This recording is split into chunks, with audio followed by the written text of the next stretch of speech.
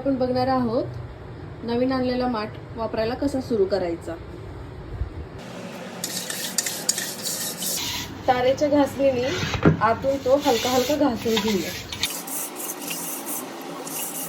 तारेच्या घासणीने घासल्यामुळे पोर्स त्यातले आतले रिकामे होऊन जातात आणि माती जी असते ती निघून जाते इझिली।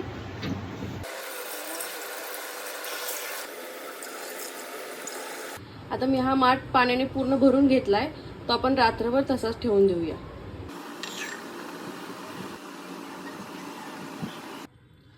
पाणी भरून ठेवलेला रात्रभर हा माठ, आता आपण त्याला स्वच्छ परत धुवून घेऊया। माठ मस्त 2 दिवस मी पाण्यात भिजवून ठेवलाय आणि पाणी ओतून दिले त्यातलं 2 दिवस। आजपासून आता हा माठ मी वापरायला सुरू करणार आहे।